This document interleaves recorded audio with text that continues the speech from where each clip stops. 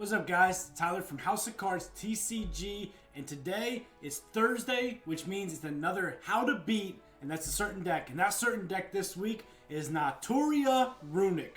So obviously, Nat Runick has become very popular. A lot of people are playing it. Some would say it's even a tier 1 deck right now. Requires playing a lot of spells, and you mix the Naturia cards with it, and it can be very, very hard to deal with. Before you even know it, you're all of a sudden getting popped with all the different kinds of spells. The Runicks, there's like 6 different of them.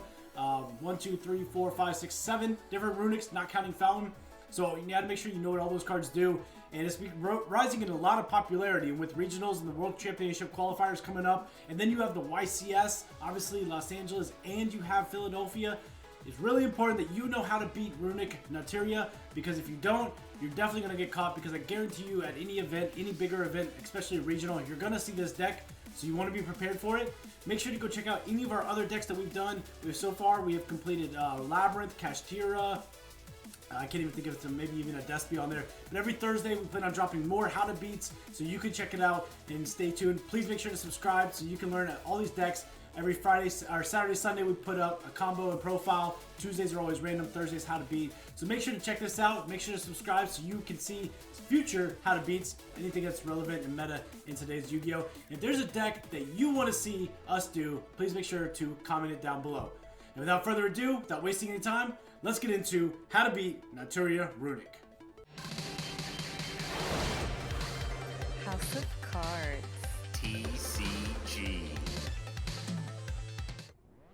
Alright, I don't want to waste a lot of time, but we're going to do a quick card by card so that you're familiar with the cards that a Nat Runick player is going to play. So just real quick, I'm not going to read the cards, we're just briefly going to go over it. Then we're going to go into some combos so I can show you where to interact with their combos and where to play your hand traps and where to hit them and what to look for, which is going to be really important. So to start off, let's talk about Mole Cricket. What Mole Cricket can do is contribute itself and special summon a Nat monster from the deck. If your opponent, if you as the opponent, have the highest attacking monster or any monster at all and they control none, Mole Cricket contributes itself a special summon too. That's really important to know. Also, and there's only 2 other Nat monsters that they're going to play outside of Mole Cricket, so just it's not that much. Also, if you were to special summon a monster from the extra deck, they can special summon the Mole Cricket back from the graveyard, and that's really important to know. So if you are afraid of the Mole Cricket coming back, just know that you don't have to special summon from the extra deck, and the Mole Cricket won't come back. Another card that they play is Camilla. Camilla is the level 4 tuner, which is really important in this deck because the level 4 tuner interacts with a lot of the extra deck. But what Camilla does when it's normal or special summon, it's a foolish burial of any Nat card. That's it for Camilla. And then it has another effect that if a Nat effect were to activate that tributes a monster, you can send the top 2 cards from your deck to your graveyard instead, which is important because Sunflower has an effect that tributes a Nat monster, and so does Mole Cricket. So if Camilla is on the field, you can just send the top 2 cards from your graveyard or from your deck to the graveyard instead. Very important to note that is deck to graveyard. Also, if you were to special summon 1 Nat monster from your graveyard, if your opponent normal or special summons a monster, so you as the opponent, if you normal or special summon any monster, then they can go ahead and bring a Nat monster back from their graveyard if this card is on the field. Also important to know because a lot of times they can bring back a card like Sunflower. So Sunflower is the monster negate, and it also destroys. So when your opponent's monster effect is activated, tribute 1 Nat monster and the Sunflower, negate the activation, and if you do, destroy that card. So you can also pair the Sunflower with the Camilla because Camilla has the effect that if you were to tribute a monster, it doesn't. You send the top 2 cards from your deck to the graveyard. That comes in well with the Sunflower because the Sunflower obviously has an effect to tribute a Nat monster. Now, a lot of times when Sunflower comes out, that's why they'll go to Battle Phase and just battle over the Sunflower, because if you can't deal with the monster, basically Gamma, which is what it is, because it negates the activation and destroys the monster, then a lot of times they'll go to Battle Phase and just battle over the Sunflower. Now, 2 cards that they play on to pair with it is a spell and a trap. One being Blessing. 95% of the time, Blessing is going to go ahead and special summon a Nat monster from their hand or graveyard. That's a lot of times what they're going to do. This is a quick play so they can set it and activate it on your turn when you go ahead and play. And then what searches the Nat Blessing is Naturia's Sacred Tree. So if this card is sent to the graveyard, and it can be sent by card effect, it can be sent because of a discard, it can be sent because of Camilla's Foolish. Then you get to add a Naturia card from your deck to your hand. This is mandatory. You cannot not activate this card. So do keep that in mind when you play a card that has interaction with trap cards. This is a mandatory. Chainlink 1, keep that in mind because it is mandatory. It's like Scythe, it's mandatory. So it's Chainlink 1, Sacred Tree. You have to activate it and you have to add to hand. So it's important to know. That's basically it for the Nat cards. Doesn't sound like much, but when they actually start to combo off of these cards, they become too much. Now let's get into the Runick cards. So the Runick has a field spell, which is Runick Fountain. Most people know what this is, but if you don't, allows them to activate their Runick cards from their hand without having to set them because they're quick plays. And then also, when a Runick card is activated, a Runick quick play spell card, you can target up to 3 Runick cards in your graveyard, put them at the bottom of the deck, and then draw equal to the amount you put at the bottom of the deck. This is really important because this is how they're going to continue to combo off, because they'll activate a Runick card, then they'll put 3 at the bottom of the deck, and they'll go ahead and draw 3, which is broken. Like, what deck allows you to draw 3, right? So that's Runick Fountain. Then they have Runick Dispelling. So all of the Runick quick plays allow them to special summon a Runick monster from their extra deck. So we're just going to put that out there. Runick Dispelling, what it does, if your opponent adds a card from their deck to their hand, except for the draw phase, obviously if you draw phase, you draw, then you go to standby. So you get to discard 1 random card from their hand, then banish 2 cards from the top of their deck. Destruction allows them to actually destroy a spell or trap your own opponent controls, then banish 4 cards from the top of their deck. And then they have the Slumber, so it targets 1 face-up monster on the field. The next time that monster will be destroyed by battle or card effect, it is not. And then, after applying this, banish the top 3 cards of your opponent's deck. You would think that the Runick players, when they Konami created this, they would have just created the same, like banish 2 consistently throughout them. But now, 2, 3, 4, we always got to switch it up, right? This is important. Slumber is important because what they'll do is they'll protect their monsters from battle or destruction by targeting their own monsters. So do keep that in mind. Runick Slumber can be applied to their monsters. Then you have Runick Tip. Basically, Runick Tip allows them to search any card from their any Runick card from their deck. You have Smithing Storm. They usually play 1 Smithing Storm and 1 Dispelling. So Smithing Storm, banish cards from the top of your opponent's deck up to the number of cards they control. So if your opponent controls 4 cards, you're banishing 4 cards from the top of their deck. And then Ruining Freezing Curses is a monster negate. So it targets a monster, negates the effects, and then sends the top 3 cards of the deck to the graveyard. And then you have banishes, sorry. Then you have Flashing Fire, which Flashing Fire is the destruction card, and then it banishes 2 cards. So basically it just destroys a card on the field.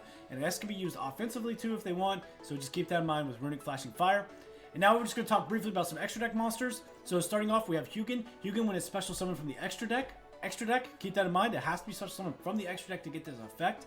You can discard 1 card, add 1 Runick field spell from the deck to their hand. So this is how they get into the Runick Fountain.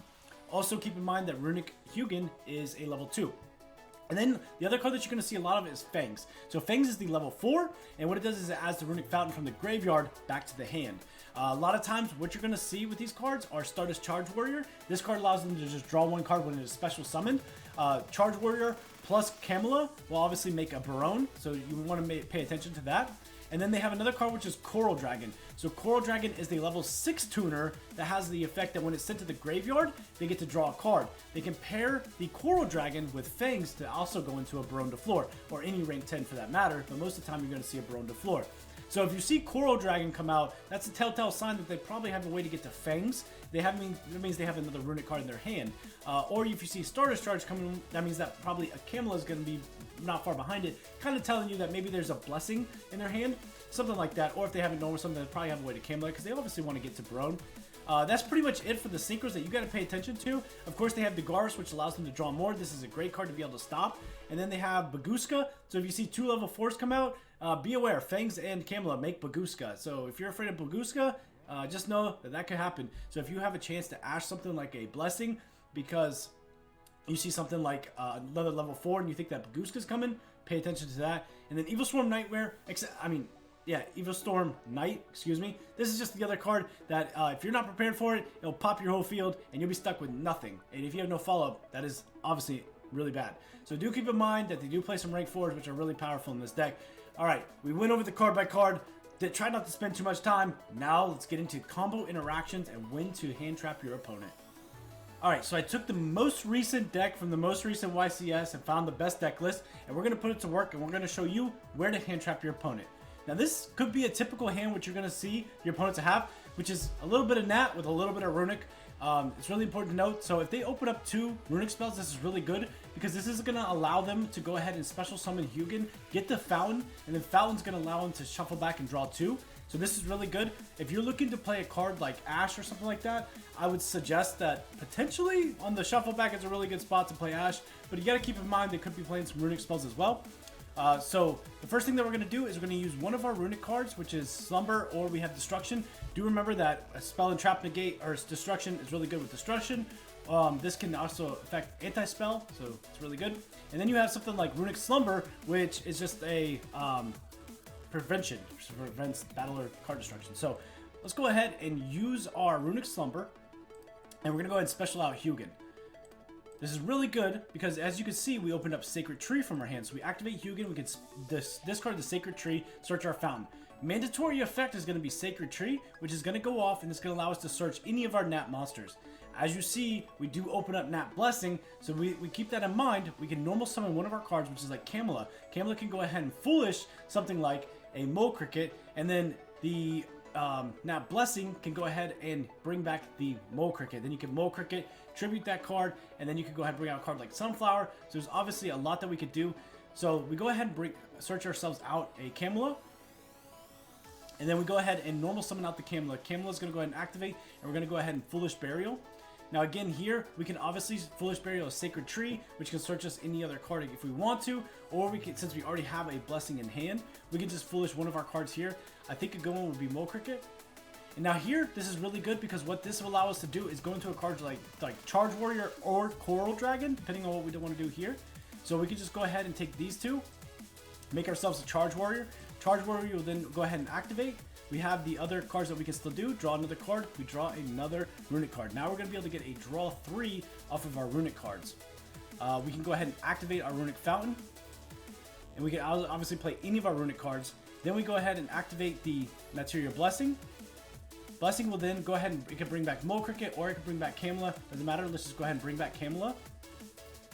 And then we can go ahead and make ourselves a p.u.n.k. So now we're obviously protected from any spell. So if we go to do our Runick Shuffle back, now we're not actually going to be protected because we have the p.u.n.k. negate. Also keep in mind that a lot of times what they'll do is they'll use p.u.n.k. in standby if they use the negate to go ahead and bring back a card like Camilla, which sets up, or a card like Mole Cricket, which sets up plays on your turn. So triple tactic talents is really insane against this deck. It allows you to look at their hand and basically just put one back or try to play through what they have. So if you know what's in their hand, obviously that's really good, but do keep in mind that Fountain can activate on your turn, drawing them more cards. So now that they have the p.u.n.k. negate, obviously they have 2 more cards that they can play. They can go ahead and set up another, Hugin, which is obviously protection 2. So what we're going to do is we're going to go ahead and use this card. We're going to go ahead and bring out another Hugin. This will be summon number 4. So typically you're not going to summon past 5 because you don't want to waste a card like a negate on p.u.n.k. with a card like Nib. So we don't need to use our Hugin effect here. We could possibly discard the evenly matched, or we can just go ahead and chain link 1, which is Fountain, and then we could go ahead and shuffle these 2 back. Sorry, that was backwards. We should have chain link 1 the Hugin, then chain link 2 done that, but we'll go ahead and draw. So those shuffle back.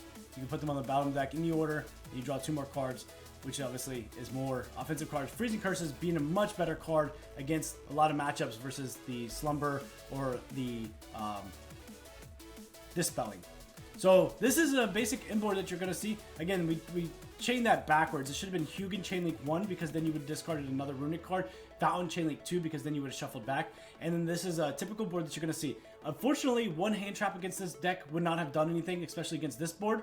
And you're still going to have to play through a p.u.n.k. negate. You have the Runick Hugin, which is very important because when this card is up, if another card you control will be destroyed by card effect, you can banish this card you control instead. So you do got to keep in mind that Hugin can be played defensively, because if you were to just go ahead and let's just say destroy something like Fountain, they can just banish the Hugin instead. So you would really need 2 hand traps here to actually be able to stop something.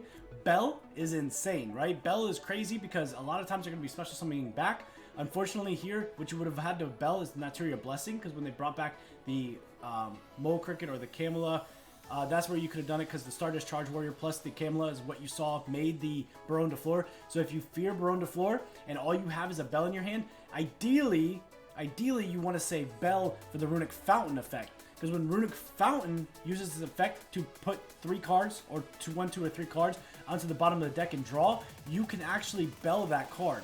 Because what Bell says is if it were to take something from the graveyard and move it elsewhere, so you can actually Bell it. I think that's a great spot to Bell.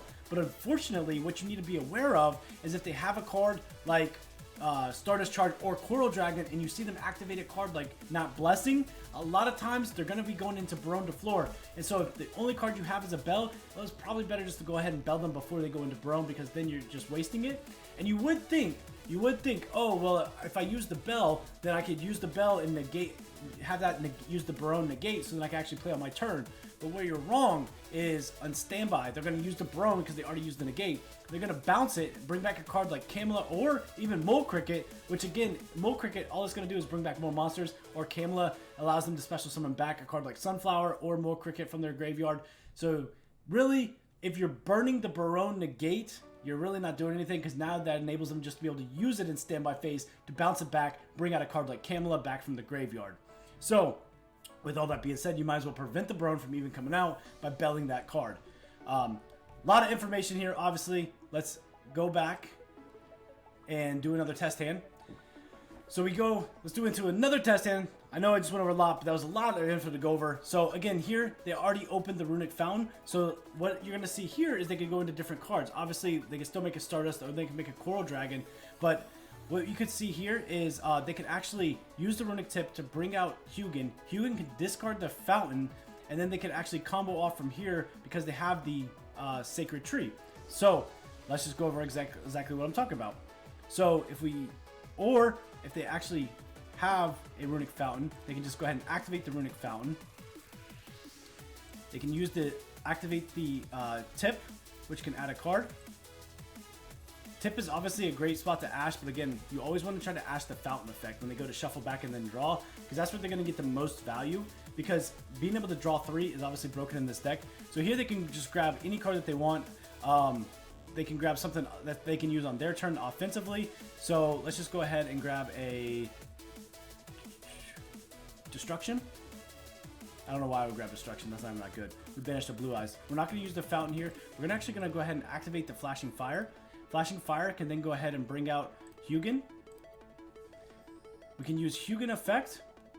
We can actually discard the Sacred Tree. We do not need to go ahead and use the Runick Fountain yet, but Sacred Tree will add the Fountain, and then Sacred Tree will go ahead and activate. And then Sacred Tree will allow us to go ahead and grab Camelot, which is going to be our normal summon. Now what we could do here is we can normal summon the Camelot. Camelot effect's going to activate, and obviously this is a great spot to imperm. You can either imperm the Hugin, which is going to prevent them from getting to the Fountain, but again, this is a great test hand to show you that I already had the Fountain, so it didn't really matter. A lot of times they won't activate the Fountain first, so I may have misplayed there. I'm not the best Runick player, but I know where to hit that. So you got to be aware of that. So Hugin is a great spot to obviously imperm, because it prevents them from getting the Fountain, and Fountain is actually really huge in this deck. Or if you think they already have the Fountain, well then you can go ahead and hit the Camelot, which is going to prevent the send. So here we're going to go ahead and send a Sacred Tree. Sacred Tree is not once per turn, so now what we could do is we can go ahead and grab ourselves out a Blessing. Again, this might be a different combo than what another Nat player might do, because they can obviously do a lot, but this is what we're going to do. So right here, we're actually going to make ourselves a Coral Dragon, and then what we could do is we can use our last Runick spell. This is another good point. If you see them activating the effect of Fountain, it's probably because they've used all their Runick cards. They may have one left. I'm just going to let you know they may have one left. But if you see them use all their Runick cards and go for the Fountain effect, even if it's for 2, especially if they do 1 Runick card, then activate the effect of Fountain, there's a very, very good chance that they have no more Runick cards. So if you could stop that with an Ash or a Bell, really important, because you're probably going to shut off the Runick engine, which is an entire engine in the deck that you're not going to have to deal with. So as soon as they go to, your biggest thing that you're going to want to do is stop the shuffle back. Now, Ash Bell do a great job at stopping it, but you have to make sure that you're not going to get stopped by like a Call By or a Barone negate. But also, Cosmic. Cosmic is broken against this deck, because if you can Cosmic the Fountain, that's going to stop you from the Hugin being able to prevent that card from being destroyed. So Hugin says, if another card you control be destroyed by card effect, you can banish this card instead. But Cosmic banishes, does not destroy. So Twin Twisters, Lightning Storm doesn't really do anything against this deck, because they don't play a lot of back row, because Fountain's going to activate from hand. And Evenly is not even really that good, because they don't usually put a lot of cards out there. So with all that being said, Cosmic is going to be your best friend against this matchup. If you fear a lot of Runick, or if Runick is a really bad matchup against your deck, Cosmic is going to be insane. Make sure to put 2 or 3 in your side deck if you really wanted to play that deck. So we're going to go ahead and activate this last one. This time we can bring out Fangs. And now we can activate the Runick Fountain effect. That's going to draw 3, which is absolutely insane. We're going to put all 3 of those back. crazy that we can just draw 3 right off the top. And look at that. Now we get Ash, Kurikara, another Runick card. So this one we already used, but we can search out anyone on our opponent's turn. Blessing. I mean, just absolutely insane here. And then what does this do? Obviously, we make another Baronne de Fleur with these 2. And we use Coral Dragon's effect because this one's sent to the graveyard. And that allows us to draw another Runick card. So now we have an Omni Negate with 2 Runick cards, as well as an Ash Blossom, because this deck does play hand traps. And then also on our opponent's turn, we're going to be able to shuffle cards back into the deck and draw some more cards. So you can see how this deck can be very impressive and how it just continues to plus, plus, plus, plus, plus. So now that was 2 ways that you can see they make Baronne de Fleur, some different combos. Now let's go over a couple cards that you could use to play against this deck that might help you win some games. So starting off, obviously, Dimension Shifter is broken against this deck. If you can actually send Shifter, that means their Nat cards and their Runick cards are all going to be banished. You're going to completely stop their turn, but obviously that's against a lot of decks. So Shifter, really, really good against this deck. Imperm, we talked about the best spots to Imperm. So if you can Imperm the Hugin and prevent them from getting Runick Fountain, that's really good. The most recent decks I've seen are playing 2 copies of Fountain. So Hugin's going to be able to search them out their Fountain, and preventing them from getting to Fountain is really good. But keep in mind, though, they're probably always going to find a way to Fountain. But obviously, Imperming Hugin's really good. Or being able to Imperm the Camilla. Camilla is obviously another good hit. Camilla will stop the reoccurrence of the Runick, or the Naturia cards. But do keep in mind they could bring the Camilla back, and then they could go into stuff like Stardust and Coral with their engine, which is the Runick engine. But obviously, Imperm, those are the 2 cards that you really want to focus on. Ghost Bell, broken against this deck. I think Bell is absolutely insane against Runick. You can hit things, even if it's your 6th card, right? Bell can still hit things like Mole Cricket, which is going to special summon. They special summon a card from the extra deck, and they try to activate the Mole Cricket. You can Bell that, which is going to prevent them from plussing 2 on your turn, because Mole Cricket will then tribute itself, and then it will special summon 2 monsters. So being able to prevent Mole Cricket from coming back, really, really good. Also Camilla, being able to special summon back a Nat monster from the graveyard, really good. Keep in mind, if there's a Sunflower in the graveyard, which obviously this is the Sunflower, then Camilla's probably going to go for the Sunflower, so being able to Bell that's really good. But I still think that your most important Bell is going to be on Fountain. Being able to just stop that engine is just absolutely insane. Obviously, you can also Ash this card. So you can Ash the Fountain effect, which will also prevent them. So if you open up 2 cards, which is like a Bell and an Ash, you could probably save the Bell for the Nat engine, and then go ahead and Ash the Runick engine, which will be able to prevent both from going off, which is going to help you get that win. So Ghost Bell, obviously really insane. Really want to use it on the Runick Fountain if it's your only hand trap, because that draw 3, draw 2 is just too broken. Or you can use it offensively as a 6 card against something like Camilla or Mole Cricket when it goes to special summon back from the graveyard. Nibiru is just not a good card against this deck. You really want to side that out immediately or not side it in at all.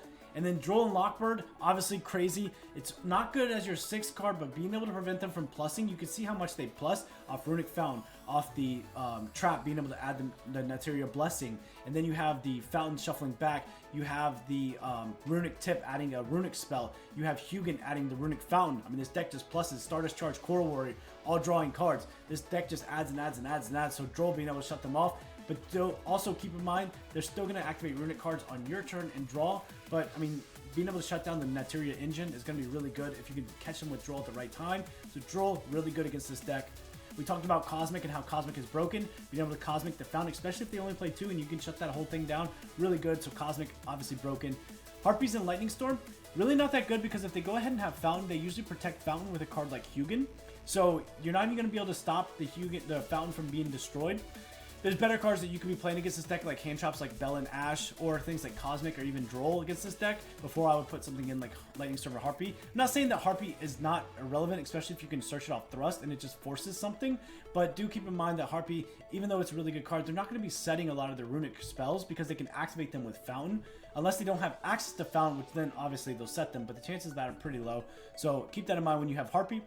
Same with Evenly. If they don't have Fountain, this is really good, but if most of the times they do have Fountain, Evenly's not really going to do much. You would think it would be better, but it's actually not as good as you would think it was, because they can do a lot of tributing, and their Nat engine just keeps on going and going and going. So Evenly, wasting your battle phase, bad against this deck too, because you really want to finish this deck off the sooner the better. This is a grindy deck, and you got to keep in mind when you're playing into time that this deck will grind with you. So it might not be a bad idea to scoop game 1 if you think that you're in a losing position, because you'll go into a 20-minute match round with this deck, and before you know it, you're losing in time in round 3 or something like that. So wasting your battle phase in this deck is really not, in my opinion, not a good thing. So I wouldn't put in Evenly against this deck.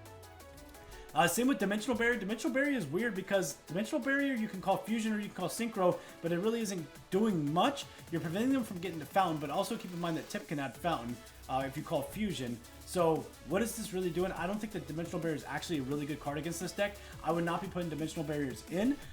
Actually, Dimensional Barrier, in my opinion, is not a really as great of a card as people think it is in the side deck. Personal opinion. I think if there are better cards that you could be playing. So before I put something like Dimensional Barrier in, I would probably even keep my copies of Imperman before I put in Dimensional Barrier against this deck. Kaiju's really good because you can out cards like the Baron de Flor, or you can, if you fear the Naturia cards with Beast and Barkia, you can go ahead and Kaiju them and get rid of them. Then you can activate your traps or you can activate your spells. If you're playing a combo deck, they're probably not going to go for those. They might go for Beast against you, but obviously having a Kaiju to out that card is really good. Kurikara is okay. I wouldn't really side it in, but I mean, they do activate some effects, but not really. So Kurikara, not really a good card. But on the other hand, Talents. Now Talents is a really good card. Talents being able to take one of their monsters, given that it's a level 4, and a lot of decks can incorporate that with a level 4. A free level 4 tuner in a lot of decks is absolutely broken. So Talents being able to take, or even looking at your opponent's hand, and let's say you rip that one Runick card that's left in their hand because they didn't activate Fountain, and now you get to rip it from their hand, now you've shut down the whole Runick engine. Really good if you can put in a lot of Talents against this deck because they're going to interact on your turn, and you can activate a lot of cards. And Talents, look at their hand, rip that Runick card is really big in this matchup. Or knowing how many Runick cards they have, because you can shut down the engine if you have a card like Bell to Bell the Fountain. Or even to being able to take something like a level 4 tuner, which is Camilla, with in a lot of decks, will make some kind of Synchro, some kind of Omni Negate, like a Baron, which would be able to pop something like Fountain, or be able to Omni Negate a lot of things.